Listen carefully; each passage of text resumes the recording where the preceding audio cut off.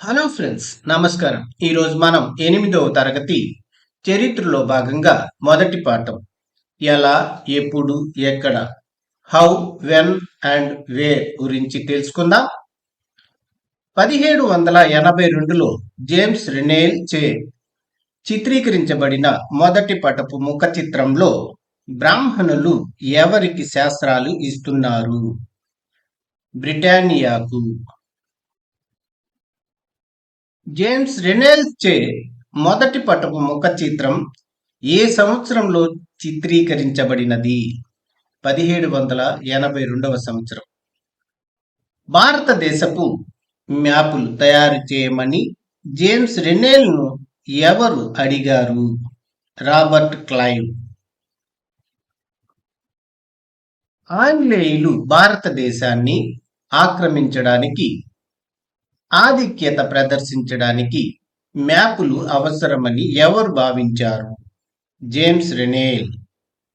ప్రపంచవ్యాప్తంగా టీ యొక్క హుందాతనాన్ని తెలియజేసిన ప్రకటన 1922 లిప్టన్ టీ ప్రకటన. డ్యూక్ ఆఫ్ కార్నట్ బిరుదు పొందిన బ్రిటన్ విక్టోరియా మహారాణి యొక్క 3వ కుమారుడు గుర్రం మీద కూర్చుని ఉండటాన్ని ఈ ప్రకటనలో చూడవచ్చును. 1922లో లిప్టన్ టీ ప్రకటనలు. భారతదేశపు మొదటి గవర్నర్ జనరల్ వారన్ హేస్టింగ్స్. భారతదేశపు చివరి వైస్రాయి లార్డ్ మౌంట్ బాటన్. 1773లో భారతదేశానికి తొలి గవర్నర్ జనరల్ వారన్ హేస్టింగ్స్. 1817లో బ్రిటిష్ ఇండియా చరిత్ర అనే 3 అతిపెద్ద సంపుటాల పుస్తకాన్ని ప్రచురించిన వాడు జేమ్స్ మిల్. ఈ పుస్తకంలో భారతదేశ చరిత్రను హిందూ, ముస్లిం, బ్రిటిష్ యుగాలుగా వర్గీకరించారు. బ్రిటిష్ ఇండియా చరిత్ర. జేమ్స్ మిల్ డాష్ స్కాటిష్ ఆర్థికవేత్త, రాజకీయ తత్వవేత్త. ఆసియా సమాజాల నాగరికతల స్థాయి ఐరోపా వారి కంటే తక్కువ స్థాయిలో ఉన్నాయని అభిప్రాయం ఉన్నవాడు జేమ్స్ మిల్. బ్రిటిష్ పరిపాలన భారతదేశాన్ని నాగరికతను చేయగలదని ఇతని అభిప్రాయం. James Mill. ఈయన రాసిన చరిత్ర గ్రంథాల ప్రకారం బ్రిటిష్ పరిపాలన నాగరికత ప్రగతులకు చిహ్నము. James mill.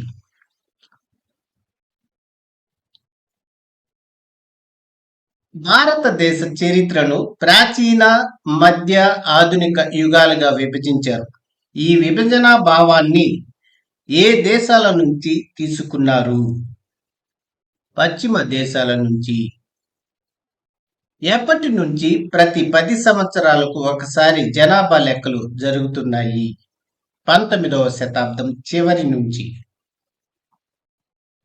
1770లో బ్రిటిష్ వారు ఏర్పాటు చేసిన బొటానికల్ తోటల వివిధ రకాల మొక్కల నమూనాలలో ఉన్న మొక్క సీతాఫలం. 1832లో బెంగాల్లో మ్యాపింగ్, సర్వే కార్యకలాపాల చిత్రంను గీసిన వాడు జేమ్స్ ప్రిన్సిప్.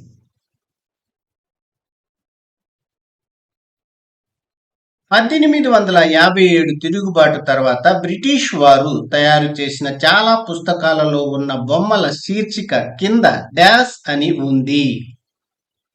దోపిడీ సొమ్మును పంచుకుంటున్న సిపాయిలు.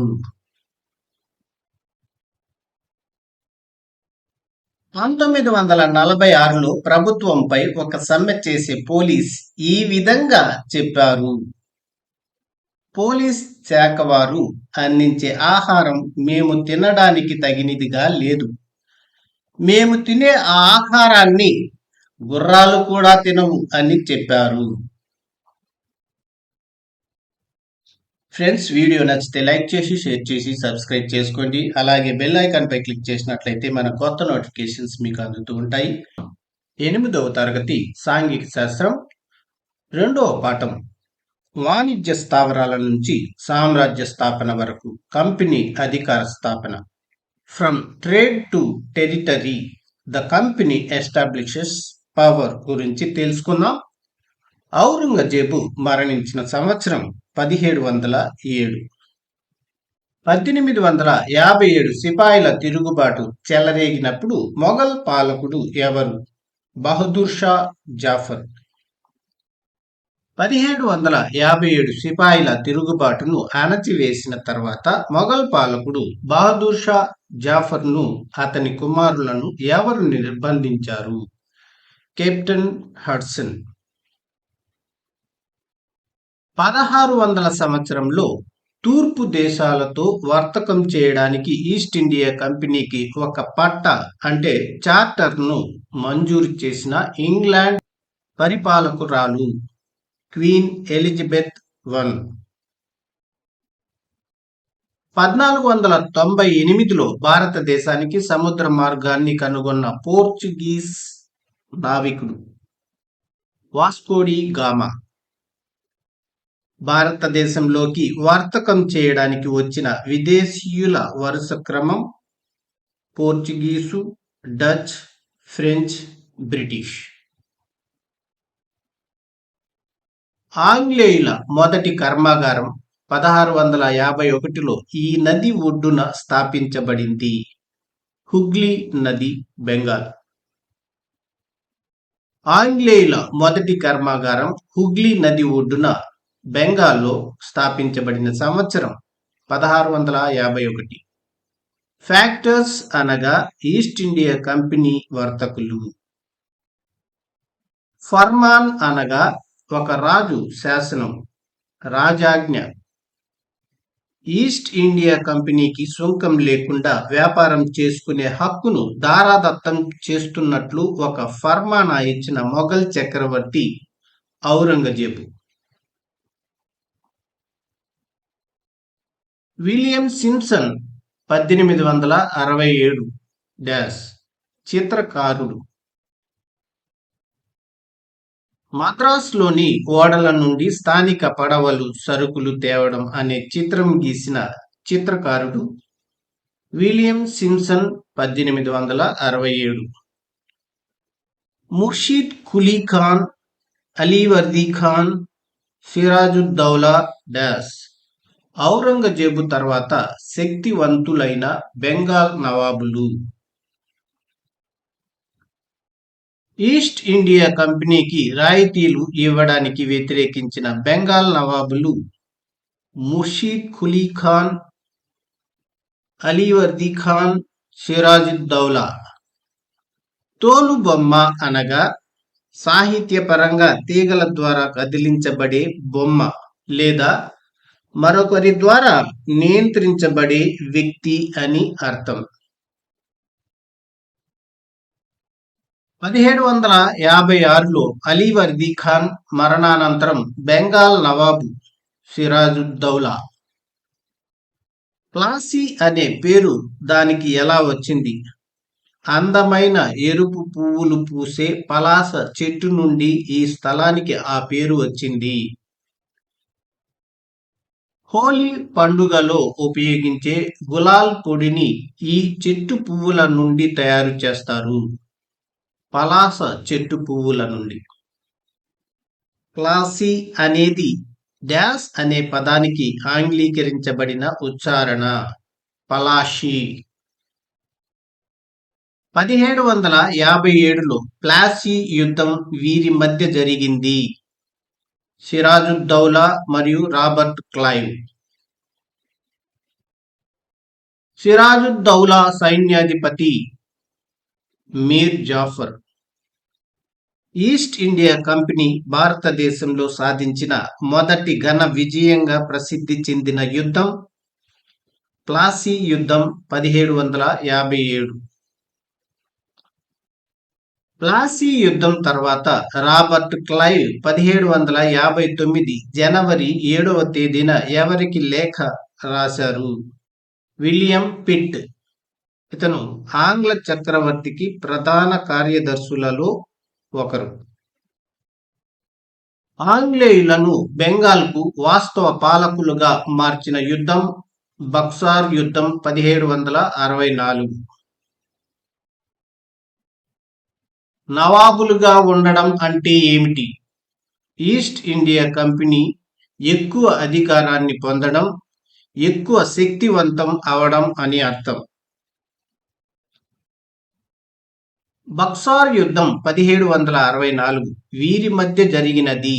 అవధ్ నవాబు గిజా ఉద్దౌలా, మొఘల్ చక్రవర్తి రెండవ షా ఆలం, మీర్ కాసిం కూటమికి బ్రిటిషు వారికి 1764లో బీహార్లోని బక్సార్ నగరంలో యుద్ధం జరిగింది. రాబర్ట్ క్లైవ్ ఇంగ్లాండ్ నుండి మద్రాసుకు వచ్చిన సంవత్సరం 1743. రాబర్ట్ క్లైవ్ బెంగాల్ గవర్నర్గా నియమింపబడిన సంవత్సరం 1764. రాబర్ట్ క్లైవ్ భారతదేశాన్ని విడిచిపెట్టిన సంవత్సరం 1767. రాబర్ట్ క్లైవ్ మరణించిన సంవత్సరం 1774. వీరిని తరచుగా బ్రిటిష్ సమాజంలో ఉన్నత శ్రేణి వారిగా, సామాజిక అత్యున్నత వర్గం వారిగా పరిగణించేవారు. నవాబ్స్. బ్రిటిష్ సమాజంలో వ్యంగ్య చిత్రాలు, నాటికలలో వీరిని పరిహాసం చేస్తూ హాస్యం కోసం వాడుకునేవారు. నవాబ్స్. 1801లో అవధ్ నవాబు సహకార సైన్యం కొరకు చెల్లింపులు చేయనందున కంపెనీకి అతని భూభాగంలో సగం ఇవ్వవలసినదిగా ఒత్తిడి తెచ్చిన governor general Richard Wellesley 1798-1805. Resident అనగా బ్రిటిష్ వారిచే నియమింపబడిన బ్రిటిష్ ప్రభుత్వానికి నచ్చినట్లు ఉండే యువరాజు. మైసూరు రాజ్య పాలకుడు టిప్పు సుల్తాన్ ఇతని కుమారుడు హైదర్ అలీ 1761-1782. 1785లో రాజ్యంలోని ఓడరేవుల ద్వారా చందనం, మిరియాలు, యాలకులు ఎగుమతిని నిలిపివేసి స్థానిక వ్యాపారులను కంపెనీతో వ్యాపారం చేయడానికి అనుమతించని మైసూరు పాలకుడు టిప్పు సుల్తాన్ 1782-1799. మైసూరు పులి టిప్పు సుల్తాన్. 1793లో కార్న్ వాలిస్ టిప్పు సుల్తాన్ కొడుకులకు బందీలుగా స్వాగతం పలకడం అనే చిత్రాన్ని వేసిన వాడు డేనియల్ వోర్న్. బ్రిటిష్ వారికి మైసూరుతో ఎన్ని యుద్ధాలు జరిగాయి? 4 యుద్ధాలు. మొదటి ఆంగ్లో మైసూర్ యుద్ధం 1767-69 వీరి మధ్య జరిగింది. Warren Hastings, Hyder Ali. రెండవ ఆంగ్లో మైసూర్ యుద్ధం 1780-84 వీరి మధ్య జరిగింది. హైదర్ అలీ బ్రిటిష్ వారికి బ్రిటిష్ నేనాని సర్క్యూట్ వారన్ హేస్టింగ్స్. మూడవ ఆంగ్లో మైసూర్ యుద్ధం 1790-92 వీరి మధ్య జరిగింది. Tipu Sultan, Cornwallis. మైసూర్ రాజధాని శ్రీరంగపట్నం. నాలుగో ఆంగ్లో మైసూర్ యుద్ధం 1798-99 వీరి మధ్య జరిగింది. టిప్పు సుల్తాన్, ఆర్థర్ వెల్లెస్లీ, జనరల్ స్టూవర్డ్. మే 4, 1799లో టిప్పు సుల్తాన్ తన రాజధాని శ్రీరంగ పట్టణాన్ని రక్షించుకునే ప్రయత్నంలో ఈ యుద్ధంలో మరణించాడు. 4 ఆంగ్లో మైసూర్ యుద్ధం. టిప్పు సుల్తాన్ మరణించిన తర్వాత బ్రిటిష్ వారు మైసూరును ఈ రాజవంశానికి అప్పగించారు. వడయార్ వంశం కృష్ణరాజ వడియార్ IIIకి అప్పగించడం జరిగింది.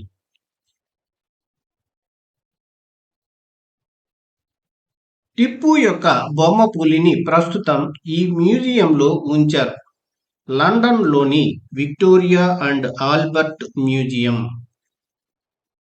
18వ శతాబ్దపు మలి దశలో ప్రసిద్ధి పొందిన ఇద్దరు మరాఠా సైనికులు, రాజనీతిజ్ఞులు ఎవరు? మహాద్జీ సింధియా, నానా ఫడ్నీస్. మొదటి ఆంగ్లో మరాఠా యుద్ధం జరిగిన కాలం 1775-82. రెండవ ఆంగ్లో మరాఠా యుద్ధం జరిగిన కాలం 1803-5. మూడవ ఆంగ్లో మరాఠా యుద్ధం లేక పిండారీ యుద్ధం జరిగిన కాలం 1817-19. మొదటి ఆంగ్లో మరాఠా యుద్ధం ఈ ఒప్పందంతో ముగిసింది. సల్బాయి ఒప్పందం. 1775లో సూరత్ ఒప్పందంతో ప్రారంభమైన ఈ యుద్ధం 1782లో సాల్బాయ్ ఒప్పందంతో ముగిసింది. మొదటి ఆంగ్లో మరాఠా యుద్ధం. ఇతని ఆధ్వర్యంలో అత్యున్నత హోదా అనే కొత్త విధానం మొదలైంది. లార్డ్ హేస్టింగ్స్ గవర్నర్ జనరల్ 1813 నుండి 1823 వరకు.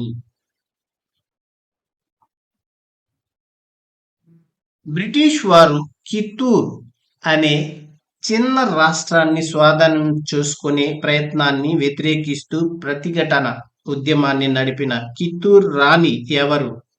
రాణి చెన్నమ్మ. కిత్తూర్ అనే రాష్ట్రాన్ని ప్రస్తుతం ఇలా పిలుస్తున్నారు: కర్ణాటక. బ్రిటిష్ వారిని వ్యతిరేకిస్తూ ప్రతిఘటన ఉద్యమాన్ని నడిపిన రాణి చెన్నమ్మను ఎప్పుడు అరెస్టు చేశారు? 1824లో. 1829లో జైలులో మరణించింది. బ్రిటిష్ వారిని వ్యతిరేకిస్తూ ప్రతిఘటన ఉద్యమాన్ని నడిపిన రాణి చెన్నమ్మ మరణం తర్వాత ఈ ప్రతిఘటన ఉద్యమాన్ని కొనసాగించిన వాడు రాయన్న. కిత్తూర్లోని సంగోలీకి చెందిన పేద చౌకీదారు ఇతను. రాణి చెన్నమ్మ నడిపిన ప్రతిఘటన ఉద్యమాన్ని కొనసాగించిన రాయన్నను బ్రిటిష్ వారు ఎప్పుడు ఉరి తీశారు? 1830లో. బ్రిటిష్ వారు 1838-1842 మధ్య తో దీర్ఘకాలం యుద్ధం చేసి అక్కడ పరోక్షంగా కంపెనీ పాలనను స్థాపించారు. ఆఫ్ఘనిస్తాన్తో. బ్రిటిష్ వారు సింధ్ ప్రాంతాన్ని ఎప్పుడు స్వాధీనం చేసుకున్నారు? 1843లో. ఈస్ట్ ఇండియా కంపెనీ పాలనలోకి పంజాబ్ ఎప్పుడు విలీనం చేయబడింది? 1849లో. రాజ్య సంక్రమణ సిద్ధాంతాన్ని ప్రవేశపెట్టిన వాడు లార్డ్ డల్హౌసీ. లార్డ్ డల్హౌసీ ప్రవేశపెట్టిన రాజ్య సంక్రమణ సిద్ధాంతాన్ని అనుసరించి కంపెనీలో కలిపివేయబడ్డ రాజ్యాలు: సతారా 1848, సంబల్పూర్ 1850, ఉదయ్పూర్ 1852, నాగపూర్ 1853, ఝాన్సీ 1854. 1856లో నవాబు దుష్పరిపాలన నుంచి విముక్తి కలిగించడానికి ను స్వాధీనం చేసుకోవడం వారి బాధ్యతాయుతమైన విధిగా బ్రిటిష్ వారు చెప్పుకున్నారు. అవధ్. ప్రెసిడెన్సీలు అనగా బ్రిటిష్ వారి పరిపాలన విభాగాలు. వారన్ హేస్టింగ్స్ 1773-1785 గవర్నర్ జనరల్ గా వచ్చే సమయానికి ఈస్ట్ ఇండియా కంపెనీ అధికారాన్ని చేజిక్కించుకున్న 3 రెసిడెన్సీలు ఏవి? బెంగాల్, బొంబాయి, మద్రాస్. న్యాయ విభాగంలో వివిధ పరిపాలనా సంస్కరణలను ప్రవేశపెట్టిన మొట్టమొదటి గవర్నర్ జనరల్ ఎవరు? Warren Hastings. 1772 నుండి కొత్త న్యాయ విధానం అమలులోకి తెచ్చిన గవర్నర్ జనరల్ వారన్ హేస్టింగ్స్. ఫౌజ్దారీ అదాలత్ అనగా క్రిమినల్ కోర్ట్. దివానీ అదాలత్ అనగా సివిల్ కోర్టు. సివిల్ కోర్టులను ఎవరు నిర్వహించేవారు? మౌల్వీలు, హిందూ పండితులు. క్రిమినల్ కోర్టులు వీరి ఆధీనంలో పనిచేసేవి. క్వాజీ లేదా ముఫ్తీ ఆధీనంలో. ముఫ్తీ అనగా క్వాజీ ఇచ్చిన తీర్పులను వివరించే బాధ్యత గల ముస్లిం మతానికి చెందిన న్యాయ శాస్త్రవేత్త. ఇంగ్లాండ్లోని హౌస్ ఆఫ్ కామన్స్ లోని దుష్ప్రవర్తన గల వ్యక్తిపై హౌస్ ఆఫ్ లార్డ్స్ లో విచారణ చేపట్టడంను ఇలా అంటారు: అభిశంసన. 1785లో వారన్ హేస్టింగ్స్ ఇంగ్లాండ్కి తిరిగి వెళ్ళినప్పుడు బెంగాల్లో దుష్పరిపాలనకు అతనిని వ్యక్తిగతంగా బాధ్యుడిని చేస్తూ బ్రిటిష్ పార్లమెంటులో ఆరోపణలు చేసిన వాడు ఎడ్మండ్ బర్క్. వారన్ హేస్టింగ్స్ అభిశంసన వ్యవహారం ఎన్ని సంవత్సరాల పాటు కొనసాగింది? 7 సంవత్సరాల పాటు. నేను అందరినీ పీడించేవాడిని, అందరి ఉమ్మడి శత్రువును అభిశంసించాను అని ఉపన్యాసం చేసిన వాడు ఎడ్మండ్ బర్క్. 1775లో 11 మంది బ్రాహ్మణ పండితులు తయారు చేసిన హిందూ న్యాయ స్మృతిని ఆంగ్లంలోకి అనువదించిన వాడు ఎన్.బి. హాల్వెండ్. యూరోపియన్ న్యాయమూర్తులకు ఉపయోగపడే విధంగా ముస్లిం న్యాయ స్మృతి ఎప్పుడు తయారు చేయబడింది? 1778లో. 1773 నాటి రెగ్యులేటింగ్ చట్టం అనుసరించి క్రింది తీర్పులపై అప్పీల్ చేసుకున్నటకు ఒక క్రొత్త ఉన్నత న్యాయస్థానం సర్దార్ నిజామత్ అదాలత్. సవార్స్ అనగా గుర్రం మీద నుంచి యుద్ధం చేయడంలో శిక్షణ పొందిన సైనికులు. పైదల్ అనగా పదాతి దళం, అంటే కాలినడక సైనికులతో కూడి ఉండేది.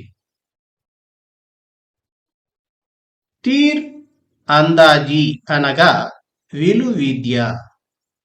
సిపాహి అనే పదం డాష్ పదం, భారతీయ పదం.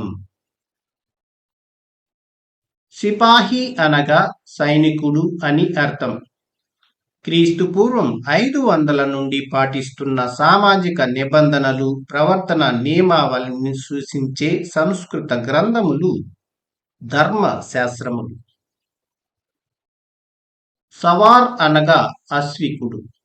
మస్కట్ అనగా పదాతి దళ సైనికులు ఉపయోగించే బరువైన తుపాకీ. మ్యాచ్ లాక్ అనగా తుపాకీలో పొడిని నింపి అగ్గి పొల్లతో వెలిగించే తుపాకీ. ఈ యుద్ధాల తర్వాత కంపెనీ అశ్విక దళాన్ని బలోపేతం చేయవలసిన అవసరాన్ని గుర్తించింది. మరాఠా మైసూరు యుద్ధాల 1857 నాటికి కంపెనీ ప్రత్యక్ష పాలనను అమలులోకి తెచ్చిన భూభాగ శాతం మరియు జనాభా శాతం ఎంత? 63% భూభాగం, 78% జనాభాపై. ఏ శతాబ్దంలో దక్షిణాఫ్రికాలో బానిస వ్యాపారం ప్రారంభమైంది? 17వ శతాబ్దం.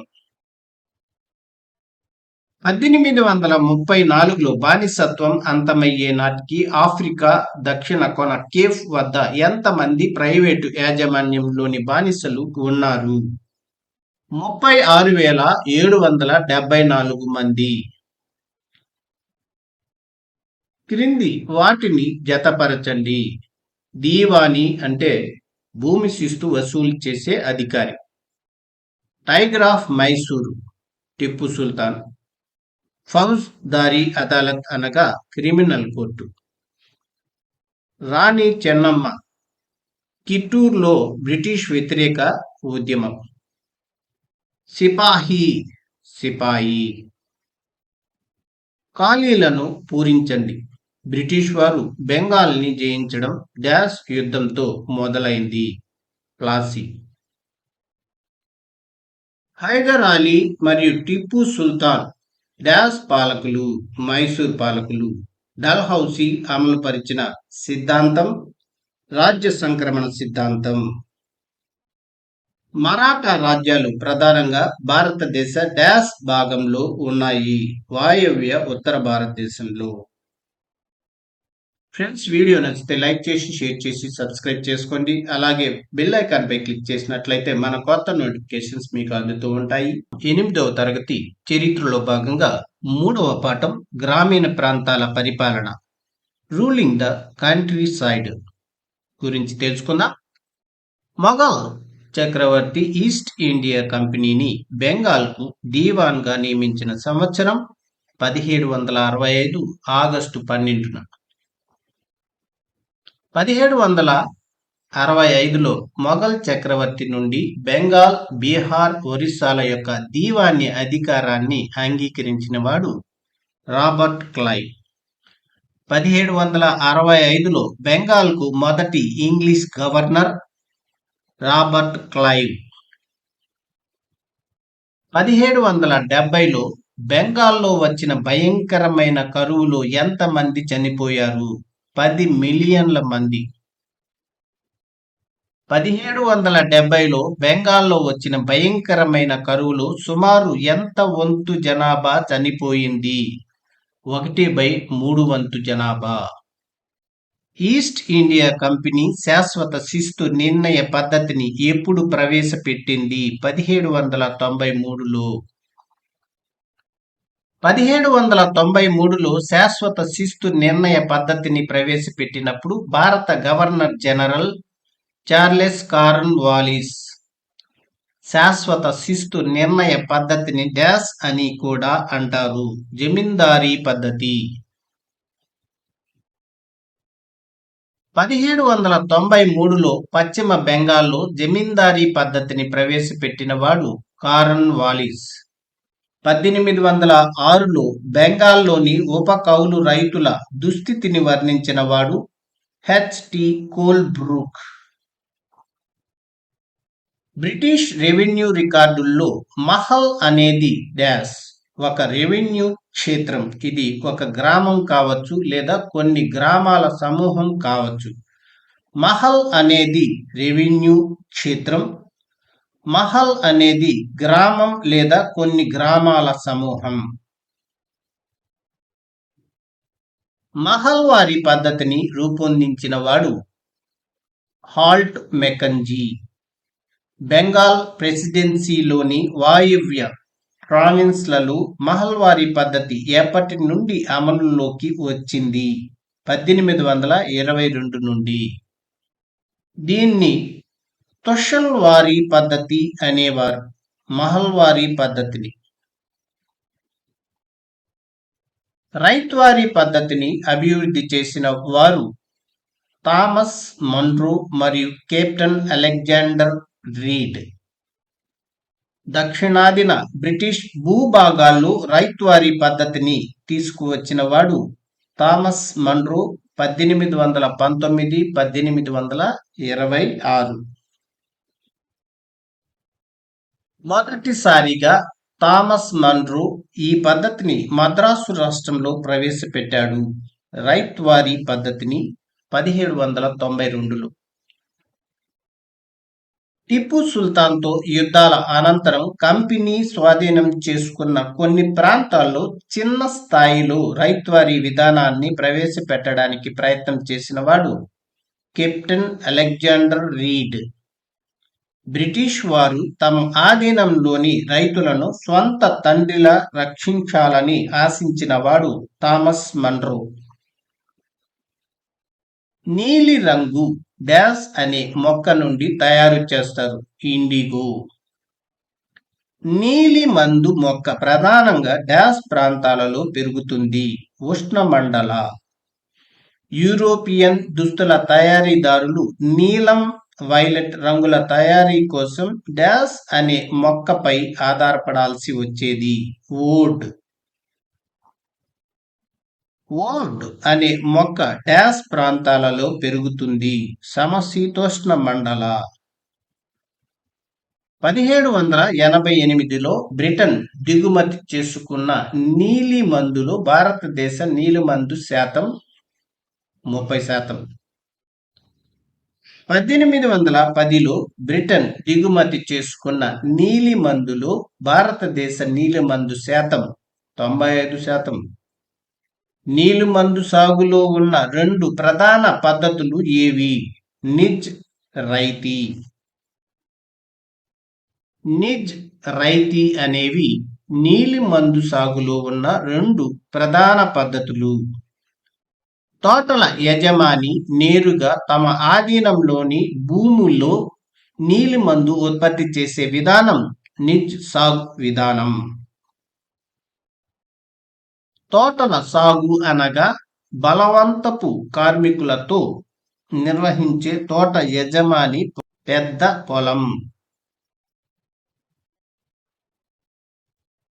తోటల సాగు అనగా కాఫీ, చెరుకు, పొగాకు, పత్తి ఉత్పత్తికి సంబంధించిన తోటలు. కరేబియన్ దీవుల్లో నీలిమందు తోటల పతనానికి దారితీసిన సంఘటనలు. కరేబియన్ దీవుల్లోని ఫ్రెంచ్ కాలనీ అయిన సెయింట్ డొమింగోలోని ఫ్రెంచ్ తోటలను ఆఫ్రికన్ బానిసలు కాల్చడం, ధనికులైన తోటల యజమానులను చంపడం. సెయింట్ డొమింగోలో 1791 ఆగస్టు నాటి బానిస తిరుగుబాటు చిత్రం వేసిన వాడు జనవరి స్కూహోడోల్స్కీ. ఒక బీగా నీలిమందు సాగు చేయడానికి అవసరమైన నాగళ్ళు ఎన్ని? 2 నాగళ్ళు. బీగా అనగా భూమిని కొలుచుటకు ప్రమాణం, లేదా ఎకరంలో 1/3 వంతు. 1000 బీగాల భూమి సాగు చేయుటకు అవసరమైన నాగళ్ళు 2000 నాగళ్ళు. సతా అనగా రైతీ పద్ధతిలో తోటల యజమానులు రైతులను ఒప్పందం పత్రంపై సంతకం చేయమని బలవంతం చేయడం.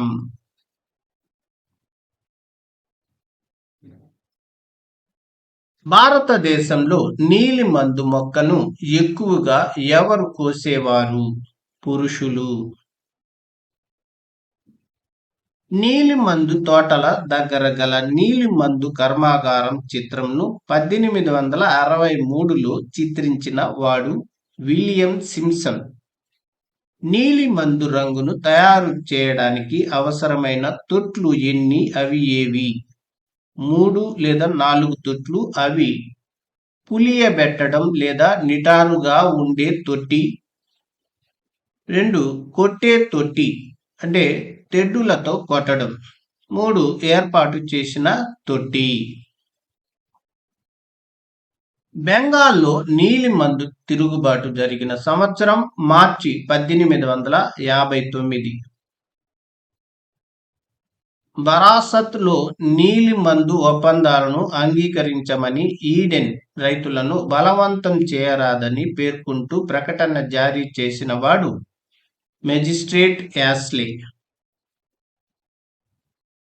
5 జూన్ 1860న నీలిమందు కమిషన్ సభ్యుల చేత ఇంటర్వ్యూ చేయబడిన వాడు హడ్జీ ముల్లా, చాంద్పూర్కు చెందిన నీలిమందు సాగు రైతు.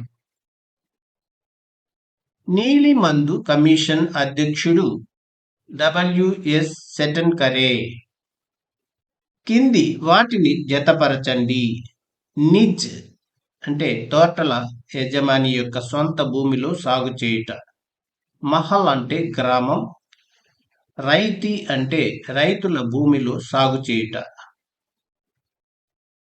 ఖాళీలను పూరించండి. యూరప్లోని వూడ్ సాగుదారులు తమ ఆదాయానికి పోటీని ఇచ్చే పంటగా డాష్ చూశారు, నీలిమందును చూశారు. 18వ శతాబ్దం చివర్లో బ్రిటన్లో డాష్ కారణంగా నీలిమందుకు డిమాండ్ పెరిగింది. పారిశ్రామికీకరణ. నీలిమందుకు అంతర్జాతీయ డిమాండ్ డాష్ యొక్క ఆవిష్కరణ వలన ప్రభావితమైంది. యాంత్రిక స్పిన్నింగ్. చంపారన్ ఉద్యమం డాష్ కు వ్యతిరేకంగా జరిగింది. నీలిమందు తోటల యజమానులకు వ్యతిరేకంగా జరిగింది. ఫ్రెండ్స్, వీడియో నచ్చితే లైక్ చేసి, షేర్ చేసి, సబ్స్క్రైబ్ చేసుకోండి. అలాగే బెల్ ఐకాన్ పై క్లిక్ చేసినట్లయితే మన కొత్త నోటిఫికేషన్స్ మీకు అందుతూ ఉంటాయి. Thank you for watching this video.